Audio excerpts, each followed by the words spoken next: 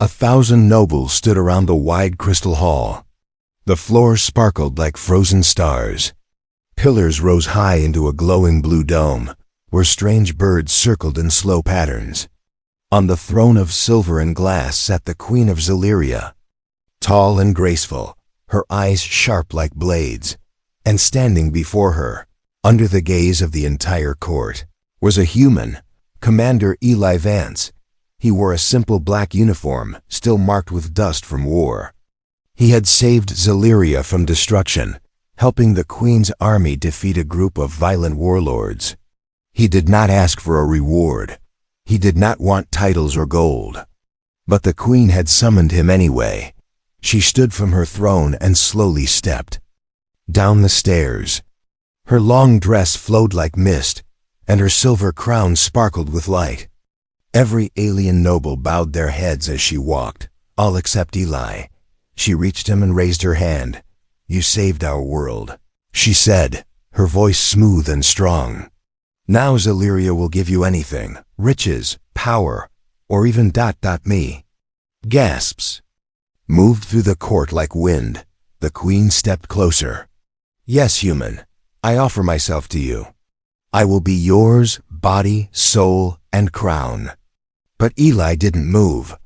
His eyes were not on the Queen. Instead, he was looking behind her. Far behind, near the tall guard doors, a shape sat alone on the cold floor. A woman, barely covered in rags. Her blue skin was covered in bruises. Her arms were thin, and her eyes looked down. No one noticed her. She wasn't part of the court. She wasn't even standing. Eli turned his body slightly, his jaw tight. "Who is she?" he asked. The Queen blinked. "Who?" Eli pointed. "That woman, sitting alone. Who is she?" An old noble stepped forward and laughed. "She's nothing. Commander, a beggar. She sleeps near the fire tunnels. The guards let her in to clean the hall sometimes." Another noble added, "Her name is Lyra. No family, no purpose. We don't even know why she's still alive." The Queen frowned, trying to hide her discomfort. "She is not your concern. I am your gift, Eli." But Eli stepped away from her. He walked slowly across the grand hall. The nobles whispered, confused and shocked. Some followed him with angry eyes. Others were just curious. When Eli reached Lyra, she looked up, her lips slightly open. Her eyes were wide, full of confusion and fear. She tried to pull away, thinking he might hurt her like the others had, but instead, he kneeled beside her. "What's your name?" he asked softly. She hesitated. Her voice was dry and cracked. "Lyra, are you hurt?" She nodded once. "Do you have a home?" She shook her head. Eli looked around. The Queen was still standing where he had left her, her arms stiff by her sides, her face unreadable. The nobles had gone silent again. He stood, then gently reached down and lifted Lyra into his arms. "She's the one I choose," he said loudly. Gasps again. Louder now. Shock turned into chaos. Some shouted. Some demanded he put her down. Others laughed as if it was a joke. The Queen's eyes narrowed. "You would reject your queen?" she asked, her voice cold. Eli stared at her. "You asked what I wanted. I want to help the one who truly needs saving." Lyra was shaking in his arms, not from fear, but from something else. No one had ever chosen her. No one had ever looked at her like she mattered. And now, this human, this strange, serious man, had carried her away in front of the most powerful beings in the galaxy. As Eli stepped out of the crystal hall, the Queen spoke one last time. "You've made a mistake, human, and mistakes come with a price." But Eli didn't turn around. He walked through the tall golden doors, holding Lyra close to his chest. The crowd behind him exploded in whispers, fear, and rage, and Lyra, for the first time in years, closed her eyes, not in pain, but in peace. The Queen's hall had fallen into chaos. Outside, the golden doors shut behind Commander Eli. Inside, voices clashed like swords. nobles shouted. Guards looked to their captains. The queen stood still at the center, her hand still raised where Eli had left her. She's a beggar, one noble hissed. A worm from the waste tunnels. He humiliated Her Majesty, another shouted, in front of the entire royal court. But the queen didn't speak. She stared at the doors, her jaw tight, her eyes burning with something deeper than anger. It was something personal. Eli moved quickly through the glass corridors, carrying Lyra in his arms. She was light, too light, her bones pressed through her skin. Her clothes were torn, held together with strips of old cloth. Her head rested against his shoulder, and for the first time, she wasn't shaking. Guards watched him pass, unsure what to do. He was still a guest of the Empire, and the man who ended the war. No one dared stop him. Not yet. He reached his private quarters, a quiet suite at the edge of the palace. He laid Lyra gently on the long velvet couch. The light from the ceiling adjusted to her presence, casting a warm glow. Eli poured her water, held the cup to her lips. She drank slowly, eyes flicking between him and the door. You didn't have to do that, she whispered. Yes, he said. I did. Why? Eli sat down across from her, hands on his knees. Because no one else did. She looked down, her fingers gripping the edge of the blanket he gave her. No one has looked at me in years, she said softly. Most don't even see me. Well, Eli said, I saw you, and now they did too. That night, the palace changed. Rumors moved faster than light. The human rejected the queen for a street rat. Maybe she used magic on him. Maybe they knew each other from before. Guards passed messages between noble houses. The queen's advisors held secret meetings. Some believed Eli had insulted the throne. Others said he had revealed a greater truth, that the empire had forgotten its own people. One young servant girl, no older than 15, ran barefoot through the lower halls. She reached a hidden stairwell and knocked on an iron door. Inside, 5 shadowy figures listened to her story. When she said the human had chosen the forgotten woman, they looked at each other in silence. She is still alive? One asked. And he carry her out himself? Said another. Yes, the girl whispered. Her name is Lyra. The oldest figure stood slowly. His voice was deep and heavy. Then it begins again. Back in Eli's quarters, Lyra had fallen asleep under a warm blanket. Eli stood at the window, looking out at the glowing city beyond the palace walls. Flying ships floated between towers. Far in the distance, the dark plains of Zaleria stretched into the night. A soft knock came at the door. Eli opened it slowly. A servant stood there, eyes wide with fear. She held a small folded note. She told me to bring this, the girl whispered. And to say you must leave before the moon changes. Eli opened the note. It had only 5 words written in sharp royal ink. She won't forgive this human. He closed the door. Lyra woke in the night, coughing hard. Eli rushed to her side. He placed a cool cloth on her forehead and helped her sit up. I'm sorry, she said, voice shaking. I didn't want you to get in trouble. You're not the problem, Eli said. The problem is the world they built. She looked into his eyes. You don't belong here, she whispered. Neither do you, he said. Maybe that's why I saw you. Lyra turned her face away, but not before he saw the tears. At sunrise, guards were ordered to bring Eli back to the queen's chamber. But when they reached his quarters, the rooms were empty. No human. No alien girl, only a note left behind. I saved your kingdom once. I'll save her now. In the hidden places of the city, in the cracks of the rich towers and under the glowing bridges, something was waking up. Servants who remembered Lyra's kindness, old guards who had once fought beside her before she was cast out, and rebels, long silent, who whispered her name like a spark waiting to become fire. The queen looked out her balcony, fingers gripping the stone railing. Lyra, she muttered. You should have stayed dead." The royal mirror cracked. A golden hairpin flew across the queen's chamber, hitting the glass with sharp force. Cracks spread like spiderwebs across the smooth surface. The Queen of Zelyria stood in silence, her chest rising and falling fast. Her hands clenched at her sides that no servants dared enter. Her chamber was wide and cold, lined with purple silk and ancient banners of victory. But that morning, the room felt like a prison, tight and boiling with anger. "He carried her," the queen whispered to herself, "not in shame, not like garbage, like treasure." The image replayed again and again in her mind, the human lifting.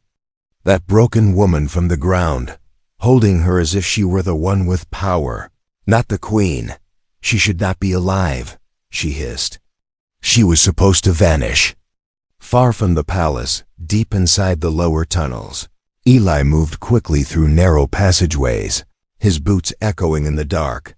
Lyra walked beside him, wrapped in a new robe, her bruises healing slowly. She leaned on his arm for support. Her strength hadn't fully returned, but her eyes were clearer now. "I know this path," she said. "We're near the water ducts. If we follow the heat line, we can reach the abandoned transport stations." "Good," Eli said. "We need distance. The queen won't stop with warnings." "She's afraid," Lyra said softly. Eli glanced at her. "Afraid of you?" "No," Lyra answered. "Afraid that I still exist." Back in the royal palace, the queen stood before her secret council. 7 figures, dressed in black robes, stood in a circle. Their faces hidden, their voices careful. "You allowed this human to shame your court," one of them said. "You should have silenced the girl years ago," another muttered. "She was weak," the queen snapped. "Broken. She was no threat." "But she is royal," one of them said. "Half-blood or not, she carries your father's blood, and now the human gave her light. That makes her dangerous." The queen walked to the tall window, staring at the mountains beyond the capital. "I want her erased," she said. This time, completely, and him too. One of the hooded figures stepped forward, holding a glowing stone. Inside, shadows twisted. "We have something new," the voice said. "Assassins from the border worlds. They do not ask questions. They do not leave traces." "Send them," the queen said. "Burn every place they hide." L.A. and Lyra reached a broken tram line hidden under vines and rusted pipes. The station had been abandoned since the Civil War. Old posters still hung on the cracked walls. "Glory to Zelyria," they read. "Serve the throne." Lyra touched one of the posters gently. "I once believed in all this," she whispered. "You were a soldier?" Eli asked. "I was more than that," she said. "I was a protector of the queen. I trained in her shadow. I swore to die for her." "What changed?" Lyra looked away. "I saw who she really was." That night, the assassins came. Black figures with no eyes. Skin like armor. Knives that sang when drawn. They found the first hideout empty, then the second, then the third. Finally, they reached the old tram station. Eli had set traps. Electric spikes hidden in the walls. Pressure mines under the floor tiles. He fought with precision, his body moving like water. Years of battle guiding his hands. Lyra picked up a steel rod and stood beside him, her movements slow but sharp. Her training returned like a storm. They fought side by side. Eli cut one of the attackers down, but another sliced across his side. Blood spilled. He dropped to one knee. Lyra screamed and launched herself at the attacker, driving the rod straight through the assassin's chest. The last two backed away, then disappeared into the dark. It was over, for now. Eli leaned against the wall, holding his bleeding side. "You should have left me," Lyra said, tears in her eyes. "You could have had the queen." "I didn't want the queen," Eli whispered. "I wanted someone real." Lyra held his hand tightly. In the queen's chamber, the mirror had shattered completely. The assassins had failed. Again, The queen stood barefoot among the glass shards, her dress stained with spilled wine. Her eyes were wide, wild with rage. "She's still breathing," she growled. "She won't stop." She walked to a small chest and opened it. Inside was an old data chip. She stared at it for a long time, then inserted it into her throne console. Hologram appeared. It was Lyra, younger, proud, strong, standing before a group of soldiers. "This was who she was," the queen whispered, "before she betrayed me." She clenched her jaw. "If the past is returned, then so must I." Back in the dark tram station, Lyra sat beside Eli, wrapping his wound. "I thought I lost everything," she said quietly. "But now I feel like I'm starting again." Eli looked at her. "Then let's finish what they started," he said. Didn't know the queen had already sent her army, and this time, she wasn't just trying to erase the past. She was going to destroy the future. Asterisk. Rain fell on the ruins, not the cold rain of Earth, but the warm golden mist of Xeleria's southern sky. It glowed as it fell, making the broken stones shimmer. In the middle of the old ruins, under a collapsed roof held up by tree roots, Eli lay still. His side was bandaged with strips of his shirt. Lyra sat beside him, her hands trembling, her mind heavy. They had escaped again, barely. Now they needed answers. And there was only one person left who could give them. An old medic named Varine, once royal, now exiled. Far below the glowing capital, the medic's door opened with a soft creak. A small blue flame lit the room. Glass jars lined every shelf, filled with herbs, dust, and glowing stones. Bones of strange creatures hung from the ceiling. Varine was older than both of them combined. His eyes were blind, but he moved with quiet certainty. He heard the door open, turned slowly, and spoke in a dry voice. "I knew she would return," he said. "And I knew she would not come alone." Lyra helped Eli sit as she knelt before Varine. "Master Varine," she said quietly. "It's me." The old man knelt too, placing a hand on her forehead. "I never forgot your voice," he said, "nor your fire." Then he touched her cheek, frowning. "They tried to erase it," he whispered. "But blood always remembers." While Varine prepared a healing drink for Eli, Lyra sat in the corner, staring at the cracked floor. She remembered this place. She used to come here as a child, before her world broke. Varine returned with a steaming bowl and gave it to Eli. "This will stop the bleeding. It won't heal you fully, but it will keep you alive." Eli drank slowly, then nodded. "Double quotes now," Varine said, turning to Lyra. "You want the truth?" "Yes," she whispered. "I need to know why she did it." Varine sighed and sat across from them. "You were born in secret," he began. "Your mother was a servant, gentle, loyal. But your father, Lyra, your father was the High King himself." Eli leaned forward. "That makes her a true heir," Varine finished. "More royal than the queen." Lyra's lips parted, but no sound came out. Varine continued. "When the king died, the throne passed to your half-sister, the one they now call queen. She was older, yes, but not stronger. The court feared you. They feared a child with both royal blood and a kind heart. She was only a girl," Eli said. "They banished a child?" "They didn't just banish her," Varine said. "They erased her records, burned her name, sent her to the shadows, and paid others to forget." Lyra whispered. "Why didn't you tell me before?" "I tried," Varine said. "But the queen found me first. She took my eyes." Silence hung between them. Then Lyra stood. Her voice was clear. "I don't want the throne." "I know," Varine said, "but I can't let her keep it." Varine smiled sadly. "Then it begins." At the palace, the queen stood in the Hall of Memory. Giant golden walls showed the faces of every ruler before her. But her eyes stared only at one empty space, the place where Lyra's name should have been. She raised a hand and pressed a black stone into the wall. The space glowed, then opened. A secret chamber revealed itself. Inside, a single item waited. A long black spear, forged in the fires of the First War. The weapon of true rulers. The queen grabbed it. If she wants to challenge the bloodline, she said, then she'll taste it. Meanwhile, in the ruins near Varine's old home, something was changing. Lyra walked into the open space and whistled once, long and low. From the shadows, figures appeared, dirty, thin, tired, but with eyes filled with light. Old guards. Former rebels. Forgotten citizens. They all knew the name Lyra, and they had waited. You remember me?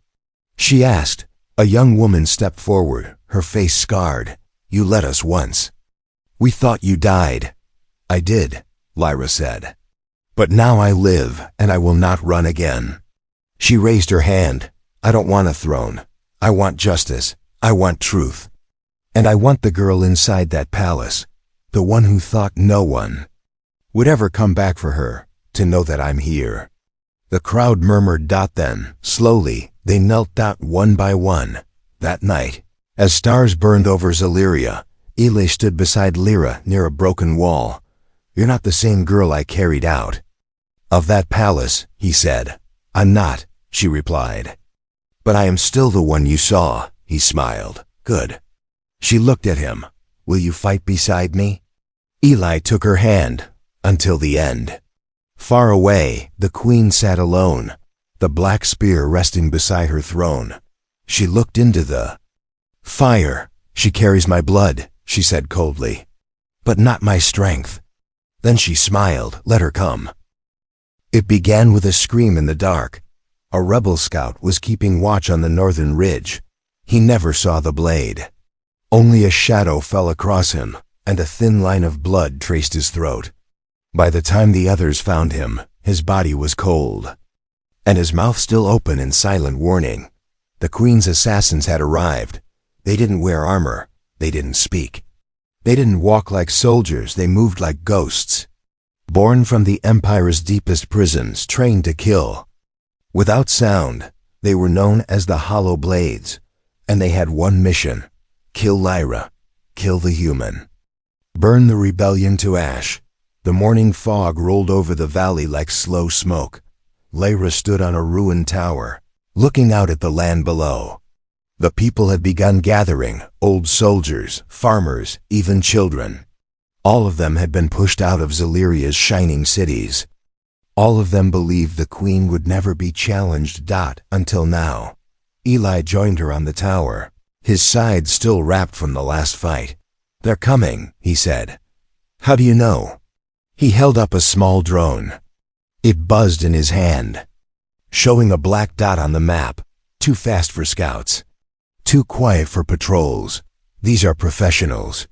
Lyra didn't flinch. Then we'll greet them properly. At the same moment, deep in the royal palace, the queen knelt in a chamber full of smoke and glowing crystal bones around her. 4 assassins stood in a square. They were not like normal killers. Their skin was pale gray. Their eyes were covered with ink-black masks. Symbols were carved into their arms, old magic that bound them to silence. The queen whispered to them, "She is my shadow. You will erase her." The assassins said nothing. "She is your blood," said the royal priest behind her. "No," the queen replied. "She is my mistake." She raised her hand. The crystal bones pulsed. And with that, the assassins vanished.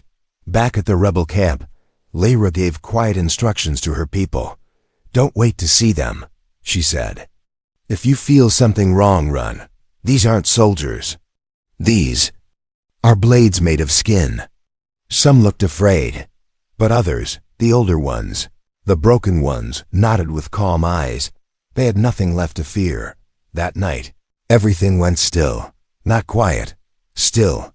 Even the insects stopped. The wind stopped. Lyra and Eli stood in the center of the ruined chapel. It had once been a place of worship. Now it was a trap. Candles burned in every corner. Ropes of light hung from the ceiling. The rebels stayed far back, guarding the outer edges. Then, the first assassin stepped out of the dark. She moved like smoke, tall, slender, with blades that looked like fingers. Her mask was carved with teeth. Then came the second. The third. The fourth. Eli raised his weapon. "Remember what Vereen said," he whispered. "They feel no fear, but they bleed." Lyra's eyes burned with steady fire. "Then let's remind them." The assassins struck. They moved faster than any rebel had ever seen. One dove through the air, landing behind Lyra. Another jumped toward Eli, spinning through the candlelight. But Lyra wasn't the same broken girl from the palace. Floor. She ducked, rolled, and grabbed a fallen blade. Her movements were sharp, full of memory. She wasn't just defending, she was leading.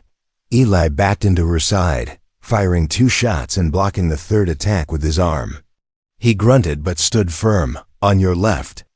Lyra shouted, "I got it." They moved like one, like storm and thunder, like fire and steel. Outside the chapel, the rebels waited, and then they heard it, the clash of metal, the sound of walls breaking. A scream, not human. Then silence. Moments later, the doors burst open. Eli walked out first. Limping. Behind him came Lyra, blood on her face, holding the mask of the lead assassin in one hand. The camp stared. She dropped the mask to the dirt. "They're dead," she said.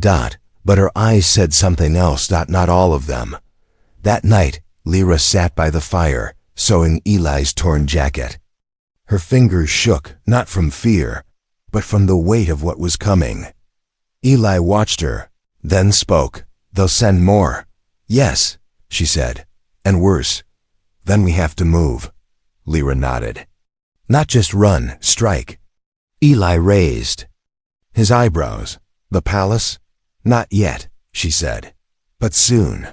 First, we gather every outcast, every soldier the queen forgot, every name she erased." He smiled. "Sounds like a lot of people."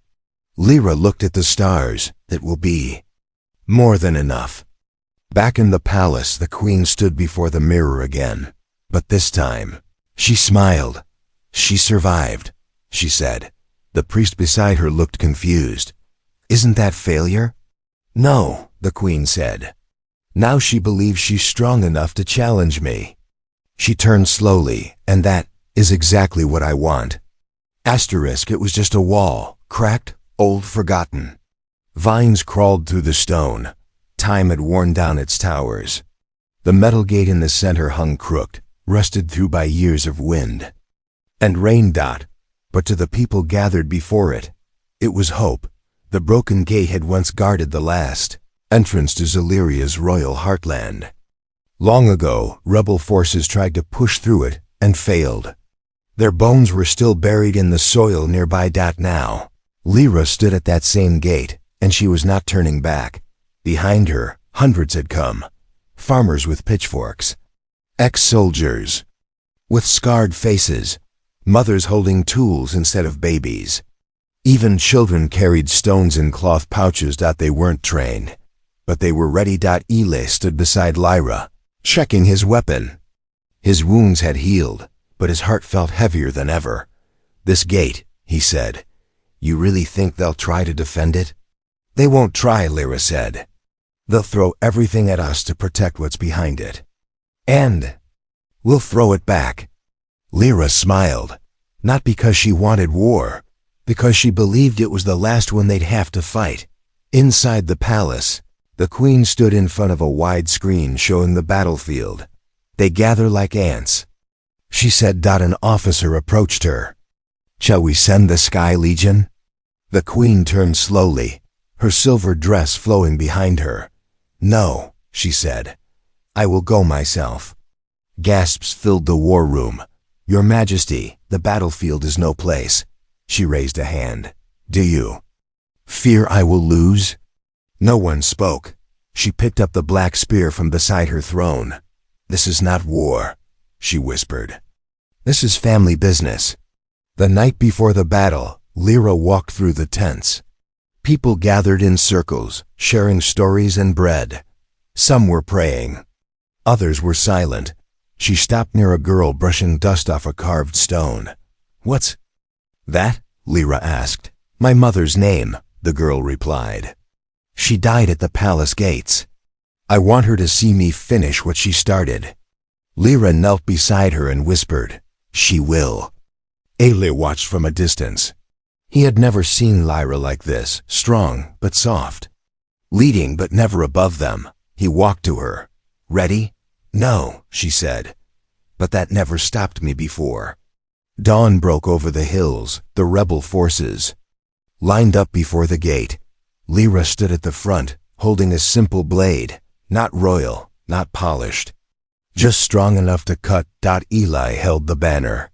A torn flag, stitched from pieces of old clothes. On it, one word was burned into the fabric: truth. Gate began to groan, and from the other side, the Queen's army poured out, hundreds of royal soldiers. Tanks rolling forward, flying drones buzzing like wasps, and in the center of it all, the Queen herself, dressed in shining black, riding a beast of light and bone. She raised her spear. Her voice echoed over the battlefield. "You come for peace, but you bring war." Lyra stepped forward. "You rule with fear, but your fear ends here." The Queen narrowed her eyes. "You carry my blood. That means you were born to kneel." Lyra raised her sword. "I carry your blood, and I'm still standing." The Queen screamed a command, and the battle began. Explosions rocked the earth. Dust rose like fire. Metal clashed. Bodies fell. Aele fought beside Lyra, covering her back. The two moved like one, slicing through soldiers, dodging blasts. Lyra saw a young fighter fall and ran to lift her. Aele dragged an injured man to safety. They didn't fight to kill, they fought to protect. Then the Queen came for them. She leaped from her beast, black spear glowing with dark fire. "Lyra!" She shouted, "I'm here!" Lyra yelled back. Their blades met, steel against spear, sister against sister, one born to rule, one born to rise. The fight was brutal. The Queen moved like a storm, precise and merciless. Lyra bled from a cut across her arm. She stumbled but refused to fall. "You were never strong enough," the Queen growled. "No," Lyra said. "But I became strong because you left me behind." She struck fast, blade to neck, but the Queen caught it. They grappled, locked in a silent struggle, rage and pain flashing in their eyes. Then, a gunshot rang out. The Queen's shoulder twisted back. She dropped her spear. Eli stood behind her, smoke rising from his weapon. "I warned you," he said. "She's not alone." Lyra didn't hesitate. She slammed her sword into the ground beside the Queen's head and said nothing. The battlefield grew quiet. Royal soldiers dropped their weapons. Some knelt. Others ran. The Queen was captured. The gate stood open, but this time, the people passed through it freely. Lyra looked at Eli. "It's over." He smiled, tired but proud. "No," he said. "It's just beginning." That night, they lit fires across the valley. Not for war, for rebuilding, for remembering. And for the first time in Zaliria's history, the gates didn't close. The throne room was silent. For the first time in 100 years, there was no music, no banners, no guards lining the crystal walls. The silver throne stood at the center, untouched, cold, shining under the skylight. And at the foot of the stairs, the Queen lay in chains. She did not scream. She did not beg. Her crown was gone, her black armor cracked. Her face held no pride, no regret, only silence. Lyra stood before her, surrounded by the people she once thought would never stand with her again. Eli stood at her side, bruised and tired, but watching her like she was the only thing keeping him grounded. A council of rebels and citizens had gathered in the royal hall. No nobles in gold, no judges in polished robes. Just those who survived, those who had lost, and those who had dared to hope. One elder from the lower city stepped forward. You were born with her blood, he said to Lyra. By law and by history, the throne is yours. The crowd murmured, but Lyra didn't move. She stared at the throne for a long moment. Her hands didn't reach for it. Her feet didn't take the steps. Instead, she turned around and spoke. I don't want a throne, she said. I don't want power built on silence or crowns made of broken lives. The crowd fell still. I don't want to rule, Lyra said louder. I want to serve, not as a queen, but as one of you. Not above, but beside. A soft breeze passed through the broken stained glass above them. Sunlight painted the hall in red, gold, and blue. The elder looked confused. Then who will lead? Lyra looked over the people. The farmers, the warriors, the orphans, the forgotten. All of us will, she said. Together. We'll build a council, one voice from each district, each race, each family. No more one throne. No more one ruler. A girl in the back shouted. What about justice? Lyra turned to the queen. I won't kill her, she said. Not because she deserves mercy, but because we deserve to be better. The queen raised her eyes. You think I fear death? No, Lyra said. You fear being forgotten. Later, when the hall was cleared, Lyra stood alone before the throne. She reached out, touched the edge of the crown resting on its velvet pillow. She lifted it, not to place it on her head, but to set it gently on the throne seat. She turned and walked away. The crown stayed behind. 3 weeks passed in the city. Statues came down. Soldiers dropped their royal sigils and joined the new peace guard. Workers cleaned the ruins. Children played near fountains that once belonged to nobles. Music returned to the streets, but it was different now. It belonged to the people. In a quiet corner of the city, in a small garden near the river, Lyra and Eli sat under a tree. He leaned back, eyes closed. You did it, he said. No, Lyra said. We did it. He opened his eyes. You really don't miss it? The throne? The crown? Lyra smiled. I never wanted a crown. I only wanted to be seen, heard, chosen. Eli leaned closer. You were. By everyone. And by me. She looked at him. He touched her hand. You could still come with me, Eli said. Back to Earth. We could live quietly. You've earned it. Lyra shook her head. This world still needs healing, she whispered. But when it's whole, again, maybe I'll follow you. He smiled, kissed her hand gently, and said nothing more. Far away, deep beneath the palace, the queen sat in a small stone room. Her royal clothes were gone. Her hair had turned gray. The walls echoed with nothing but her own breath. No one came to see her. Not even the guards looked her in the eye. One day, a child would ask, what happened to the woman who ruled everything? And the answer would be, she watched it all slip through her fingers. At sunset, a crowd gathered in the central plaza. Lyra stepped onto a small wooden stage. No throne. No guards. Just her and a simple banner stitched by children. It said, Together. She spoke plainly. We will not go backward. We won't replace one crown with another. This world belongs to all of us now. Cheers rose, and from the edge of the crowd, Eli watched, proud, quiet, and sure. He had chosen her when no one else did. And now, she had chosen everyone. That night, Lyra returned to the old throne room. It was empty again. She looked at the crown.